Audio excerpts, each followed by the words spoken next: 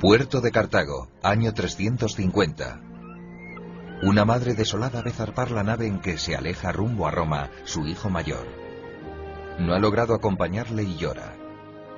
Ese hijo le hace sufrir desde que regresó de sus estudios de retórica y latín. Lleva una vida egoísta, busca fama y placeres mundanos.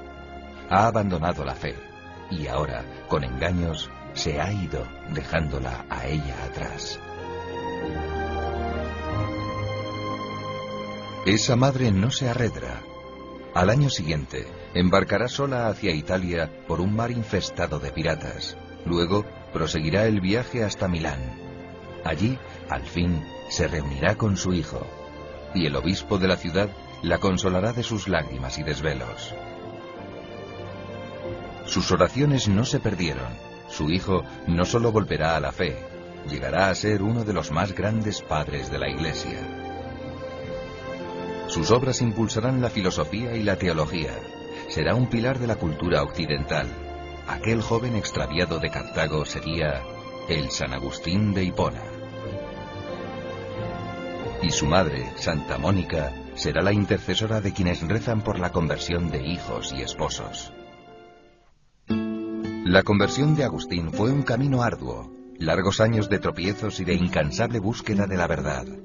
En un libro apasionante, él mismo nos revela su asombroso periplo. Se titula Las Confesiones. Las Confesiones es un libro extraordinario. En él se pone al lector cara a cara con Cristo. Tienes que rechazarlo explícitamente o aceptarlo plenamente, pero no puedes hacer caso omiso de él. Es un extraordinario viaje de un alma, y cuando ves la búsqueda de San Agustín, cómo él se mueve a través de su vida de pecado hacia la gracia, te sientes movido a hacer lo mismo. Ese viaje también es un viaje intelectual. Se siente impulsado a lo largo de su vida a comprender y encontrar la verdad. Así que adopta una filosofía y la rechaza, y luego otra y la rechaza. Pero él siempre está buscando la verdad. Por último, llega a comprender que la verdad es Jesucristo. La primera semilla de la verdad la recibió Agustín en su infancia. Por deseo de su madre, fue inscrito entre los catecúmenos nada más nacer. Su padre, Patricio, era pagano. No se preocupaba por su alma y se regodeaba en los deslices, fruto de su pasión de adolescente. Se arrepentirá después. También él encontrará la fe y se bautizará en el lecho de muerte. Patricio se preocupó, en cambio, por la instrucción de su hijo. Gastaba en Agustín más de lo que se podía permitir. Le envió a estudiar con los mejores profesores. Fue a Cartago a los 16 años para estudiar retórica y dijo que cuando él llegó a Cartago se vio a sí mismo inmerso en un ambiente de lujuria. Quería amar y ser amado, y llevaba un tipo de vida disoluta. Esa vida le deja insatisfecho. En medio de la zozobra, prosigue su búsqueda intelectual. A los 19 años, continúa la carrera que hoy llamaríamos universitaria y encuentra un libro de retórica, que es el Hortensius, que le invita a descubrir y a dedicarse a la filosofía. Es un libro importante de la antigüedad, el Hortensius, porque Agustín descubre en él el amor a la filosofía. Y entonces empieza su recorrido intelectual y también después el moral. Comienza a leer la Biblia, pero sea por la baja calidad de su traducción latina, sea por otros motivos, la rechaza. San Agustín comenzó a estudiar seriamente las Escrituras justo en la época en que estaba leyendo a Cicerón. Comparadas con él, las consideró deficientes. Pensó que no tenían la elocuencia de Cicerón. Él admitió más tarde que no tenía la humildad necesaria para entrar en las Escrituras. Agustín estudió una versión de la Biblia conocida como la Vetus Latina. Eran traducciones hechas para extender el Evangelio en Occidente, donde no se hablaba ni griego ni arameo. El Papa San Dámaso, consciente de su pobreza literaria, encargó una revisión y traducción de la Biblia al latín. Será conocida como la Vulgata y llegará hasta nuestra época como el texto oficial de la Iglesia. Esta ingente labor fue realizada por un hombre genial, San Jerónimo. Podemos verle aquí, con San Agustín. Sus vidas caminaron parejas. También San Jerónimo fue tentado en la adolescencia y fue un ejemplo de fortaleza y templanza, precisamente por dominar su temperamento difícil y fogoso. Ambos comentarán la palabra de Dios, defenderán la fe, refutarán las herejías, exhortarán a los monjes a la perfección y propagarán la fe y la cultura. Por estos méritos serán venerados entre los 4 grandes doctores de Occidente. Aquí vemos a Jerónimo y Agustín junto al Papa San Gregorio Magno y a San Ambrosio, obispo de Milán. San Ambrosio conoce a Agustín en Milán cuando tenía 30 años. Pero, ¿por qué había ido allí? Al parecer, las cosas no le iban bien en Roma. No se ganaba la vida con sus clases. En Roma era escuchado, sí, pero los estudiantes, cuando llegaba el momento de pagarle las lecciones, se iban. Y así él se había quedado sin dinero. Entonces, él reanuda sus relaciones con personajes que tenían influencia en la burocracia estatal y le ayudan a ganar la cátedra de retórica en Milán. En Milán se dice que el obispo Ambrosio contribuyó a devolverle la fe cuando parecía hundirse en el escepticismo. San Ambrosio tuvo sin duda una parte importante en la conversión de San Agustín, pero mayormente involuntaria. Agustín tuvo muy poco trato personal con él. Cuando llegó a Milán, aún no católico, como profesor de retórica fue a saludarle, una visita de cortesía. Ambrosio sabía que él tenía ganas de discutir, de crear polémica. Ambrosio era un hombre concreto y no quería perder tiempo escuchando las preguntas de Agustín para tener que darle respuestas. Le recibe, como dijo, satis episcopalite, es decir, con dignidad episcopal. Lo recibe y después basta. Pero Agustín frecuenta sus predicaciones y de allí nace su deseo de la conversión. Inquieto por hallar la verdad, había bebido en las filosofías de moda, también en la secta maniquea, de la que fue miembro poco activo. Todas le decepcionaron. Llegó a pensar que es imposible alcanzar la verdad. A pesar de ello, se acerca un día a la catedral. La fama de San Ambrosio espolea su curiosidad. Enseguida se siente atraído por su bondad y la vibración de sus sermones. Fue atraído por él y esto es muy importante, no tanto por su inteligencia y su elocuencia, sino por su bondad personal. Por tanto, él está abierto a lo que San Ambrosio tenía que decir y a continuación aprendió de Ambrosio que no tenemos que leer solo de modo literal la escritura, podemos leerla figurativamente. Eso supuso un gran despertar en San Agustín. Que Agustín, escuchándole sus homilías, llegó a descubrir verdades que antes ni pensaba ni soñaba. Como él dice, advertí que había estado ladrando contra fantasmas. Es decir, sus críticas a la Iglesia Católica respondían a algo inexistente. A un percorso intelectuale. Su recorrido intelectual le conduce de la gramática, de la retórica, a la filosofía, al neoplatonismo, en el cual conoce el significado de un Dios espíritu, de la espiritualidad de la divinidad, y ya después se acerca al cristianismo. Y poi se acosta al cristianesimo. San Agustín fecunda estos hallazgos con las cartas de San Pablo. En ellas descubre algo inusitado. Fe y razón no son dos sendas paralelas y opuestas. Uno solo es el camino para alcanzar la verdad, la razón inteligente. Pero, ¿puede la razón conocer a Dios en toda su inmensidad? Por sí misma nuestra razón es vulnerable al error. Necesita el auxilio de la fe. Agustín comprende al fin el mensaje de Jesús, pero no se anima a bautizarse. ¿Qué le frena? Seguir a Cristo exige sacrificio y le da miedo. De aquella época es su famosa frase: «Dame, Señor, la castidad, pero todavía no». Sumido en un mar de dudas, sale al jardín de su casa, pide ayuda a Dios, rompe en lágrimas y oye una cancioncilla infantil que repite: Toma y lee. Toma y lee. Agustín, atónito, la interpreta como una señal de Dios. Toma el códice de las epístolas y lo abre al azar.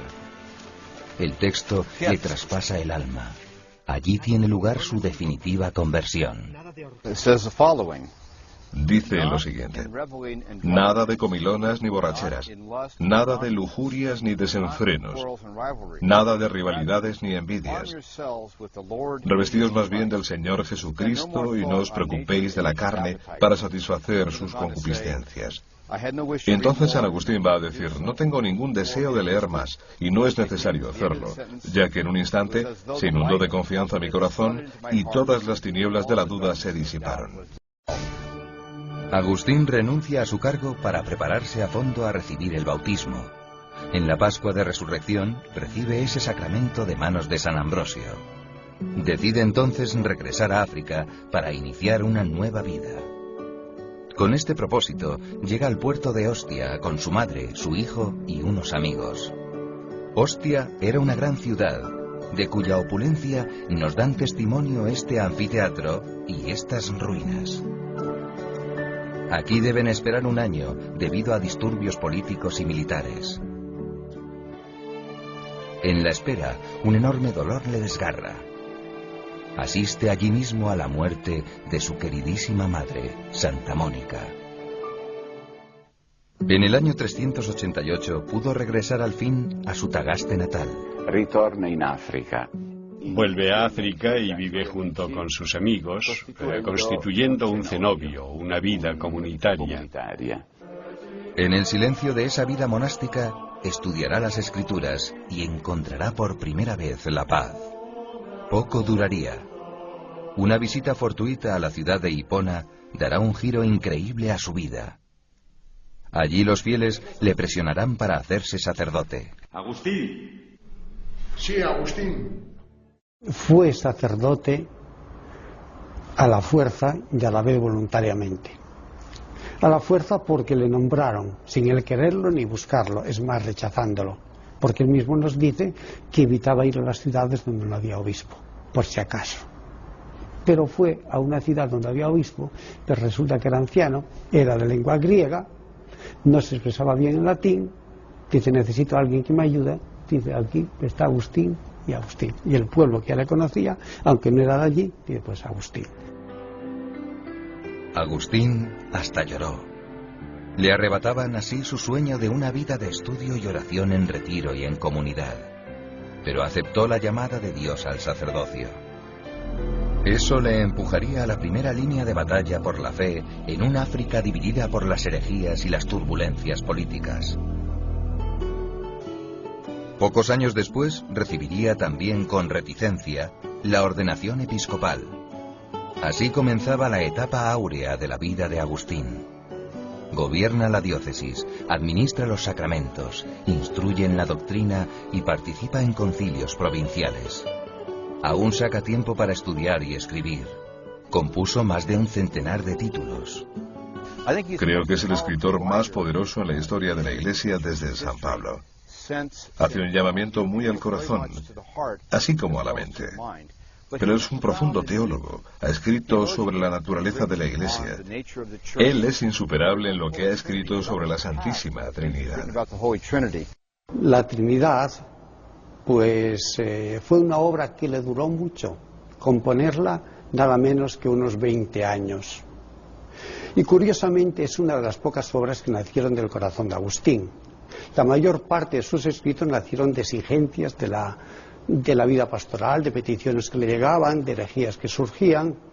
En cambio, esta surgió de su corazón, de su necesidad interior de dar respuesta, de intentar comprender ese misterio central de la propia fe.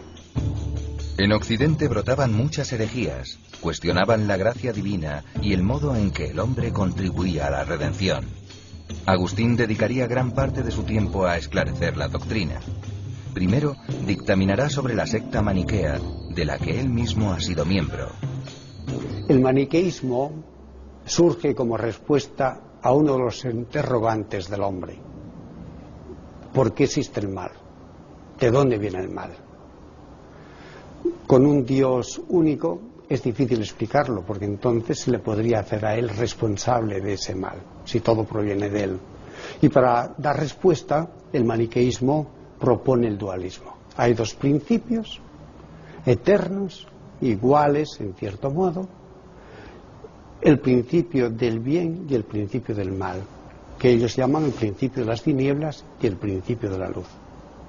En un primer momento estaban completamente separados, en un segundo momento se mezclaron, y por eso en todo lo existente pues hay parte de bien y parte de mal. Para el maniqueísmo, los pecados no son producto de la libre voluntad, sino del dominio del mal, o sea, de la carne, sobre nuestra vida espiritual. San Agustín ofrece una solución mejor. El hombre es libre y puede hacer el bien o el mal, pero tiene una sola alma y una sola voluntad. Y uno solo es el principio de todas las cosas, Dios. Y todo lo creado por Él es bueno. ¿El mal qué es? Ausencia de bien. Agustín encontró la causa del mal en el mal uso de la libertad, del mal moral, porque el mal metafísico no existe.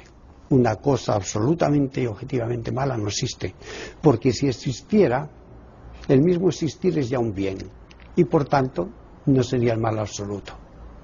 El mal físico se explica por nuestra condición de criaturas.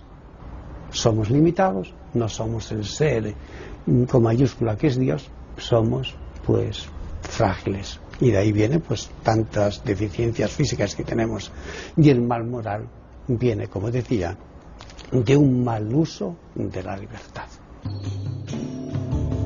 Durante décadas, el maniqueísmo será severamente perseguido dentro y fuera del imperio.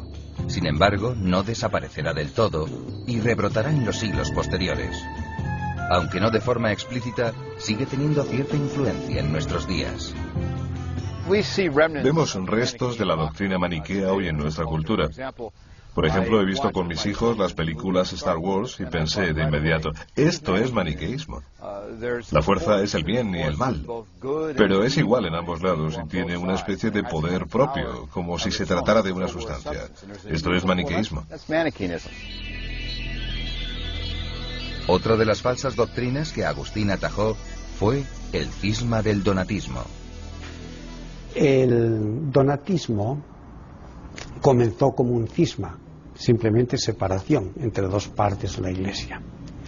Pero con el tiempo, como dirá San Agustín, se convirtió en herejía, porque el cisma se mantiene sobre planteamientos doctrinales diferentes. Afirmaba que solo los ministros de vida intachable podían administrar los sacramentos. Sus escrúpulos iban incluso más allá. Los pecadores no podían ser miembros de la Iglesia. El donatismo, agravado por el fanatismo, hizo correr sangre.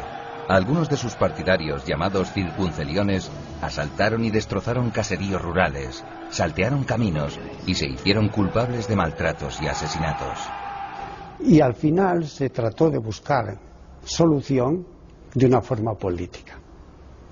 Es decir, el emperador mandó un delegado suyo, a Marcelino, que se llamaba, para que organizase una conferencia entre católicos y donatistas.